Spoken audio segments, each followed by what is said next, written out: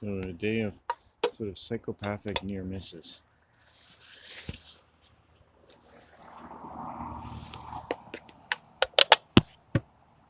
Okay, let's go.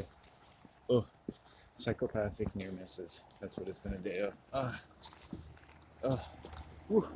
It's actually warming up now a little bit, so that's good. My body's kind of warmed up. I didn't really sleep much last night, so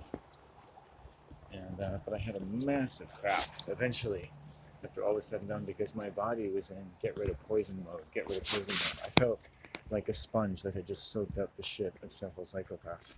That's what was in my mom because they're playing, the psychopaths in the building are playing to her magical thinking. And she's soaking up this poison, this distorted way of interacting with her. This isn't showing interest in her dog or anything. And if she doesn't show enough interest in herself, she says, oh, I just say yes for no reason. It's like, okay, you haven't said finally, like you haven't made a final arrangements, right? Okay, good. Right? They should pay you for what you're doing, you know? You need money. You're doing them a favor. It doesn't matter if you're staying in their house. You're doing them a favor, right? They're making the best use of all the information they have about my mom and my living arrangements. Right? They're making the best use of that information to get what they want. These people are smart. They're smart psychos. They know how to get what they want from people. You understand? Psychopaths know how to get what they want. Narcissists know how to get what they want. Predators know how to get what they want from people. To some degree, we all have to know how to get what we want, but it's how they go about it. Okay, so.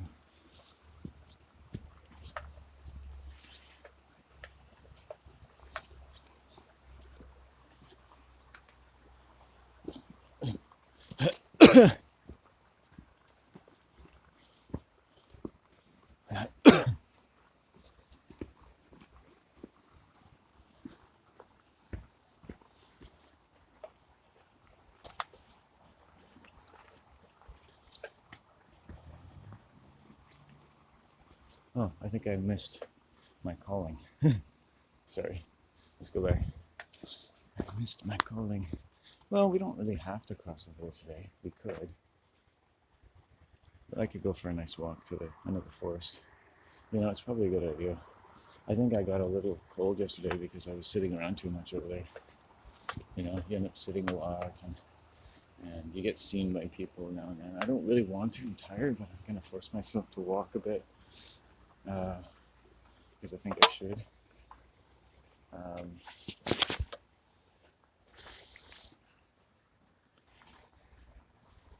Just if I can, I should because I like the island, but it is chill out. I think I did get a bit cold yesterday. I woke up in a bit of a sweat, but also there's the extra chill coming from my mother. So it's like the chill I have outside and then the chill from human beings. So this fucking person, Louise, not the first Louise psychopath I've met, by the way. A lot of them have similar names. Some of the first two women I was raped by had the initials. It was Laura Barth and Laura Beck. They had the same initials, LB, right? Right, and they both raped me, right? And so we'll see how my mom does with what I've said to her and how she goes about herself at this point, because she needs to tell these people where she's at. And I knew that this manager was a bit of a creep, and now he's creeping on my mom, so.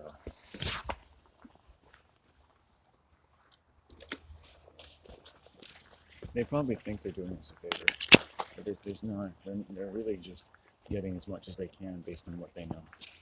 There's a difference.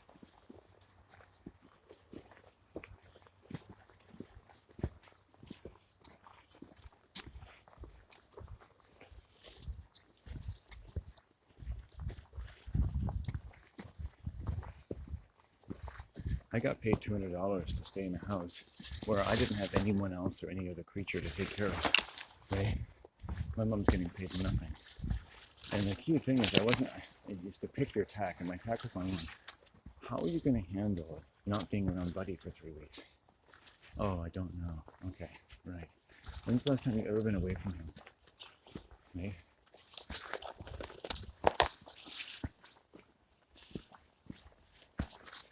Now, it might be good for her in a way, in some sense, but it's like, if something's right, it feels right. And these people, I said to her, I said, I have to be honest with you, these people do not feel right to me. They're not coming from a good place. I said, people can be in healthy mom for lots of reasons. They don't have to know. You're the one who has to know. You have to be careful with people. Don't be naive. They've got all kinds of energies. Humans have all kinds of selfish desires, right? And some of them are fine and some of them aren't, depending on whether or not you're into that, right? It's not that they're selfish. I mean, all desires are self-interested, but the question is, are you into it? I had a guy say to me once, what has Buddhism ever asked of you? I mean, he just asked me a rhetorical question. He didn't say, I'm a Buddhist, or do you want to talk about Buddhism? He just said one day, what has Buddhism ever asked of you? So he sprang it on me. He ambushed me with this rhetorical question. I said, I don't know. Nothing? I guess that was the right answer. But you could say that about anything. What has any serial killer ever asked of you? Nothing. Oh, well then there must be a nice thing.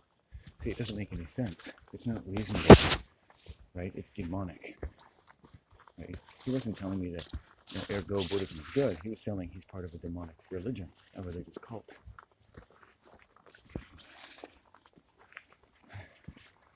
And by the way, a lot of Buddhist monks rape children and each other because they don't consider it breaking their vows of celibacy.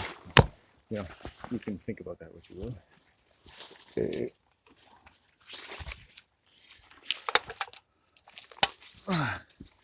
It's a cult. Buddhism is a cult. That's all it is. It's nothing. There's nothing interesting there. I've read through a lot of old literature. They're creepy human beings. It's all about death at the end of the day. Right? It's all about death. Always about death. Everything. Every culture, every religion is always about death. I'm about life. Yay! I'm glad I walked down here, This is a good idea. If I go into the island, I love it. It's a nice escape of sorts, but so is this, There's a lot of good places for me to go. This is alright, I can do this. I'll sit down and relax, but do walking more because I'm in that forest. I sit down. The sun's not going to be out today. Every year about this time, I like to head over to the island and I end up sitting around or walking around. I do want to see those Visca. I'll get over there another day, but today I don't think there's going to be a lot of sun, so. But it's going to warm up a bit more, so. And I'm going to take a break in a second. I'm tired. I'm emotionally tired,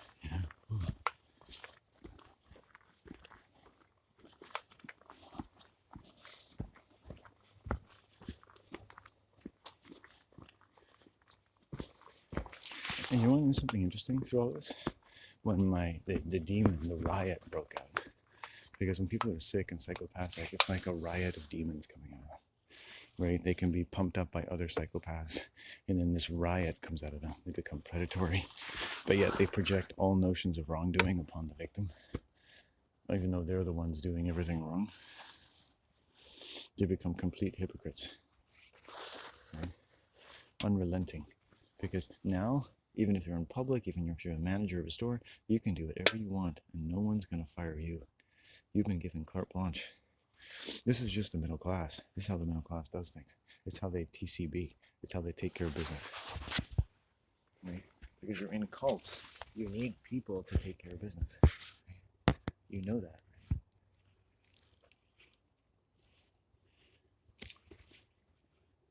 Right? When you're in a cult of magical thinking, people always need to be able to do violence.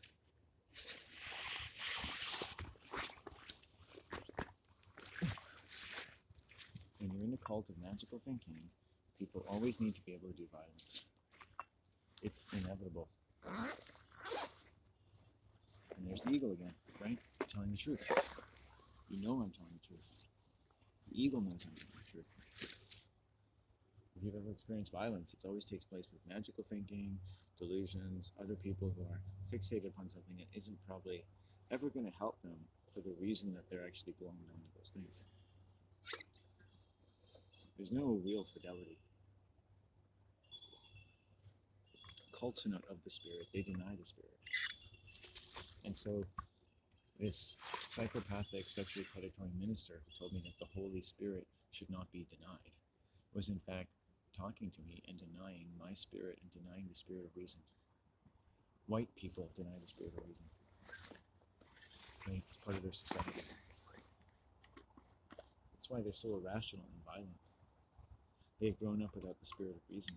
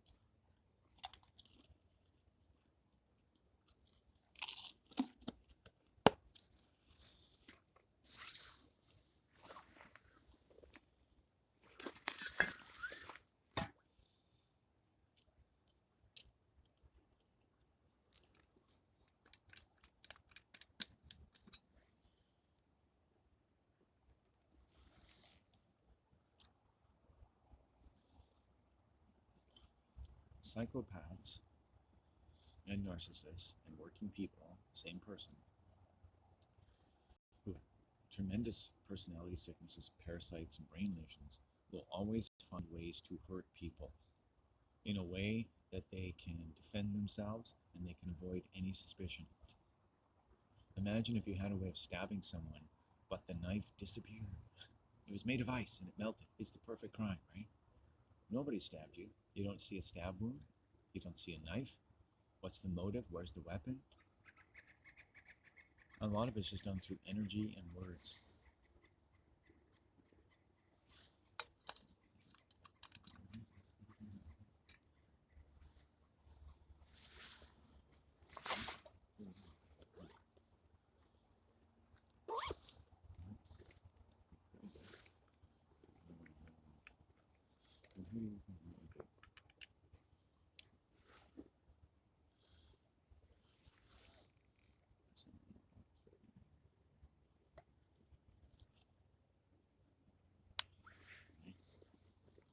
It is the sickest thing. It is the Chernobyl of the human emotional body.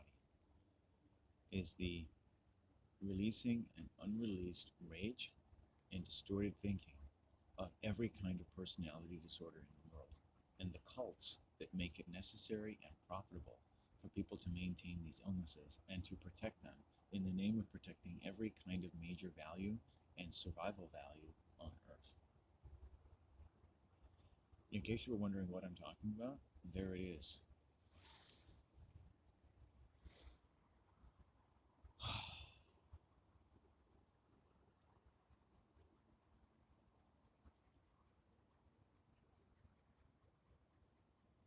I talk about it every day. It's always around. I had a really nice day yesterday, pretty good day the day before. The day before that, there was massive poisoning. Last night, poisoning. Early today, poisoning. And I left my mom. She seemed a little more clear-headed. Her blood is toxic. The people she's interacting with are polluting her blood. They have an agenda. They're lying to her. They're using her.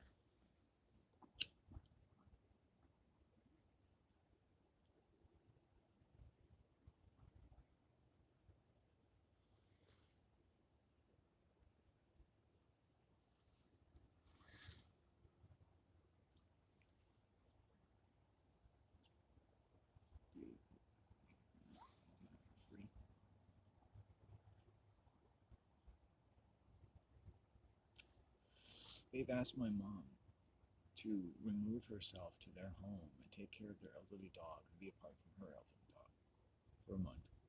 They haven't even offered her so much as a Starbucks card. They've become friendly with her.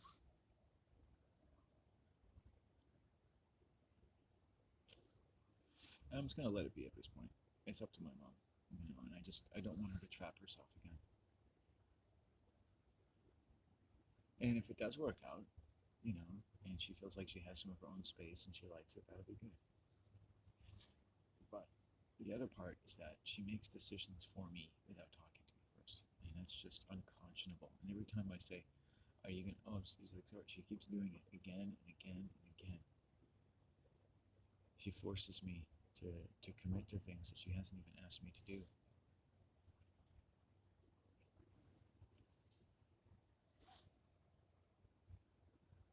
I feel a bit better. There's definitely shock in my blood.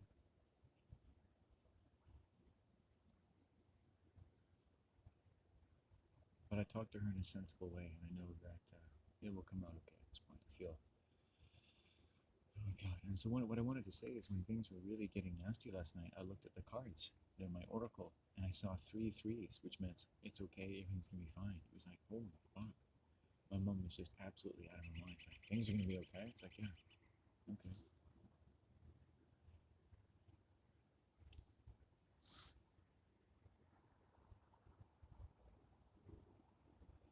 Crazy.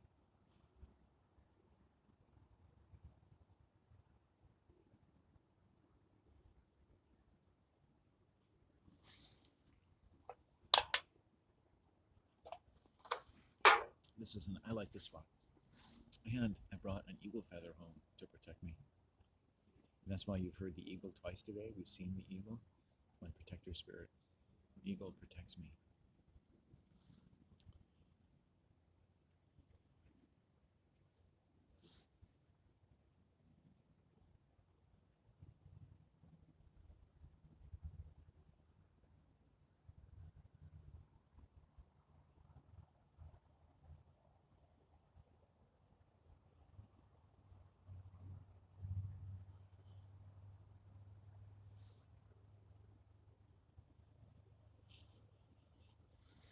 We were watching this soccer game in Nanaimo. It wasn't professional, just a pickup sort of game. There was a young native man, young colored man, if you will. And I mean that respectfully. I like colored people, people who have color in their skin. Always a good thing, white or black, to have color, right? And a colorful man, a beautiful man, and he's playing soccer, and he was working clearly 10 times harder than everyone on the field. You could see that. He was shorter, stocky, and he was working, working away. Holy fuck! And I thought, it's a little bit. That part was a little queer to me. Like, why are you trying so hard?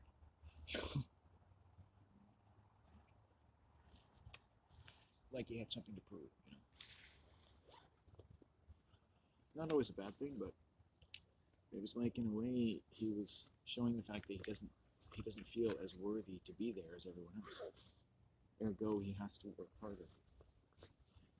And I find that part a little unseemly. And I was at a baseball game once, and these 2 native people were there, and the one woman lied to me about the baseball game they were having and invited me to play and said, they're all really beginners. And I said no, but I'd come and watch. And I came and watched, and these were not beginners. These were very athletic rednecks. and and she wasn't playing, you know. And I thought, I'm glad I wasn't playing. I mean, I haven't played baseball in 30 years. It's like, ooh. In fact, I never played baseball except as a child. And yeah, I was like, I think it was like a subtle form of lying. I think she was basically trying to dupe me into embarrassing myself. And that's why I don't trust people. I mean, even if she wasn't trying, it was not, she wasn't giving me a proportional sense of what to expect. She was saying, oh, we're all beginners. We're not beginners. What do you call beginners? And I remember standing there in the bleachers, whatever, and I could tell she was avoiding looking at me. Like, there was a consciousness of guilt. And I'm glad I came back to watch. It's like, she had misrepresented, right? And I'd just been sitting there peacefully. And they were setting up their barbecue and whatnot. They just don't like me because they're demons. The demon in people doesn't like me.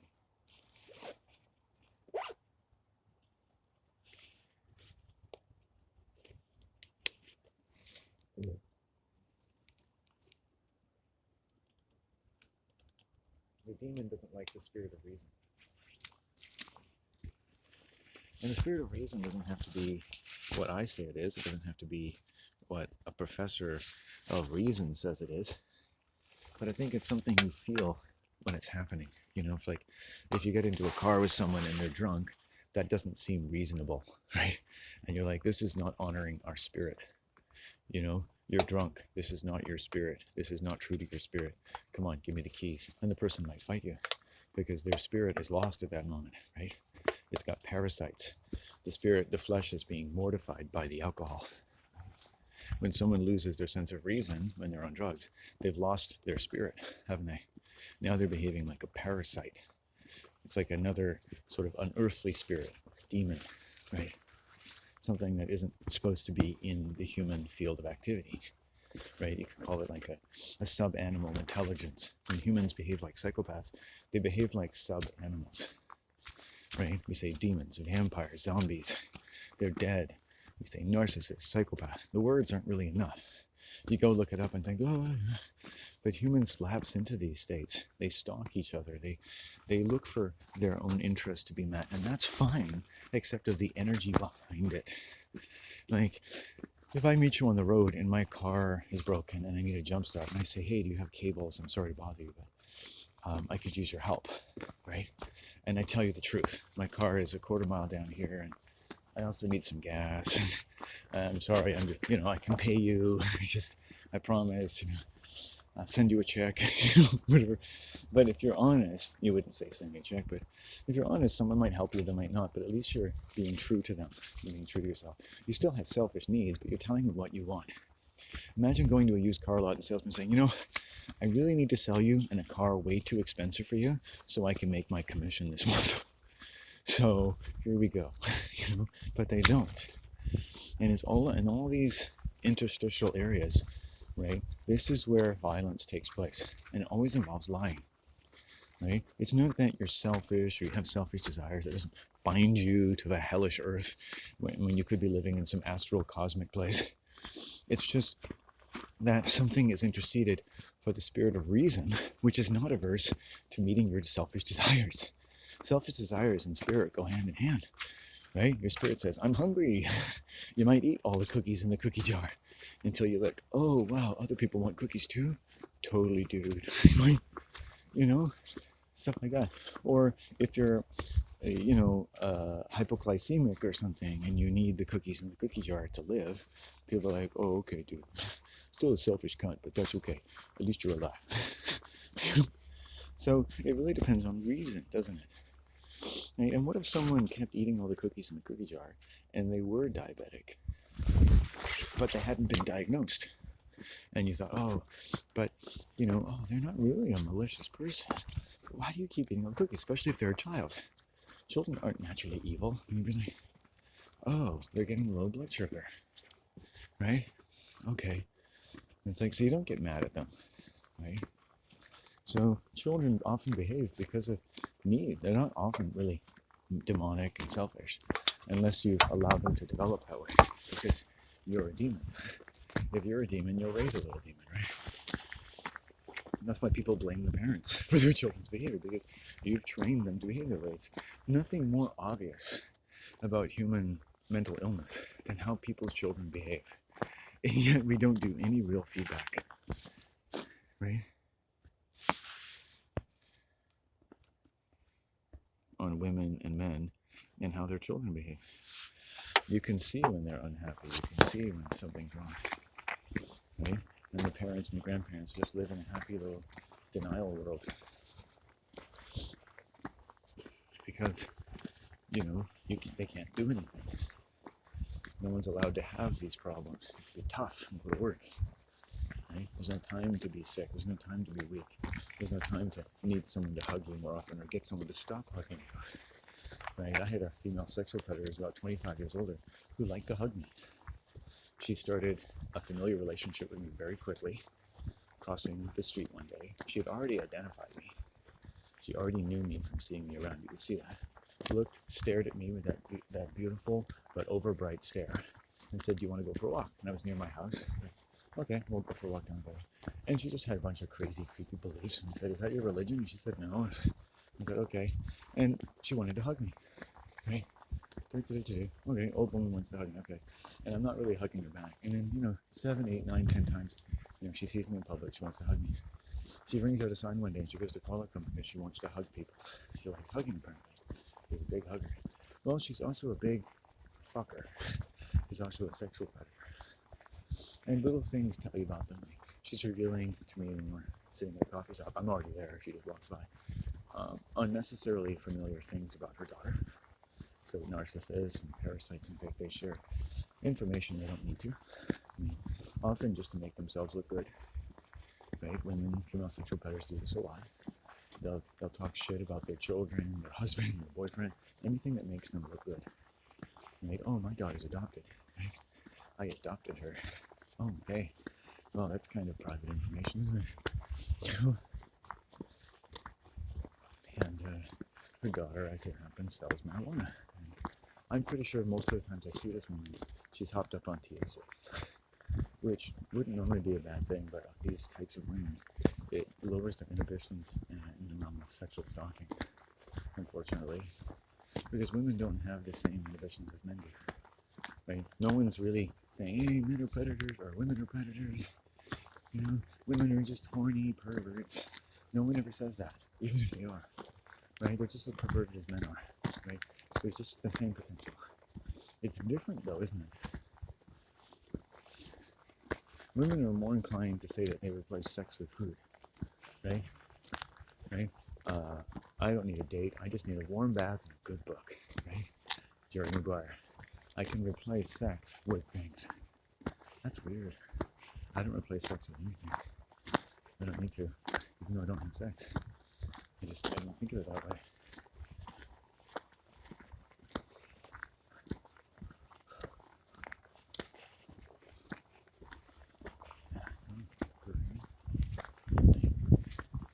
Show you out here. Yeah, put it there.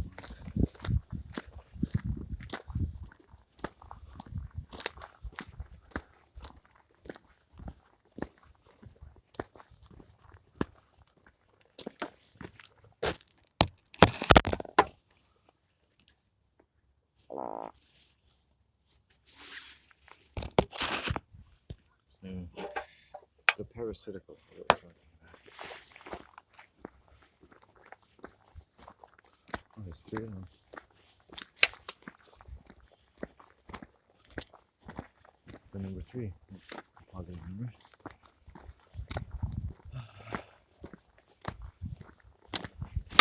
It is chilly today. I think it'll warm up though. There's some mottled cloud and the sun might break through a little bit. So I'm gonna keep walking. We'll get to the forest. I've got a point I can go to there. Maybe go over to the creek or weed. Greg,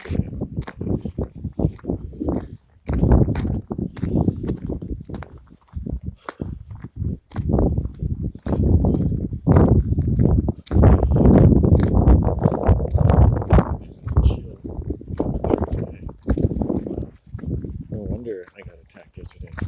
Evil chill. Holy fuck. It's February.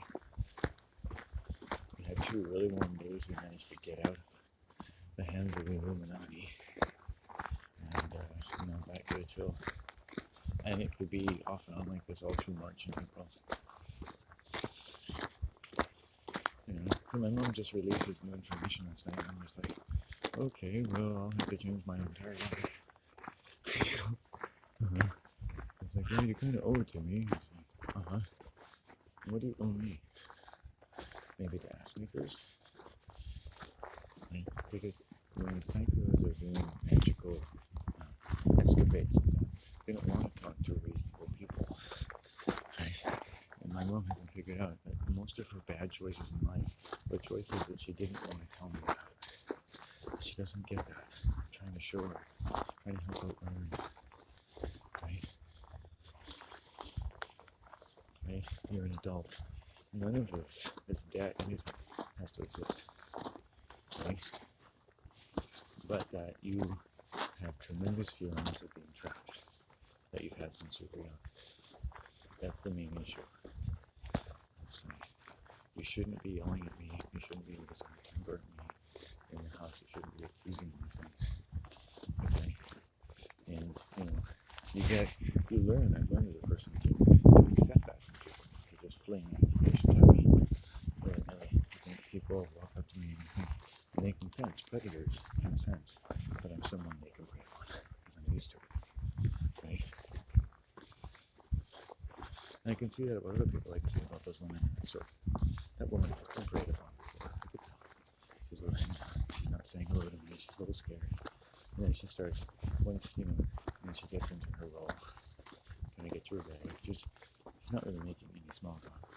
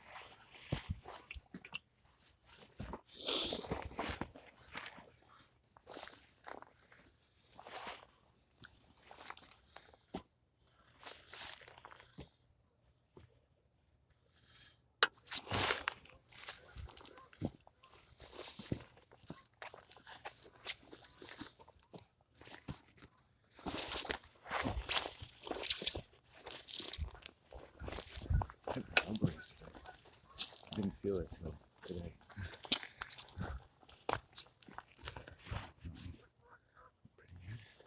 Let's keep walking.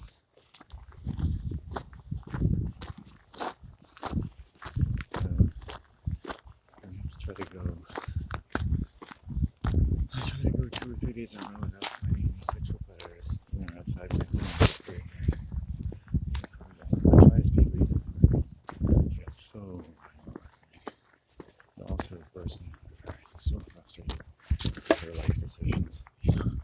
She just digs deeper holes for me. Money just falls within her seeds. She takes advice almost exclusively from the most unprincipled possible people who always have creepy agendas. But she always avoids talking to me, and she always punishes the nicest person in her life.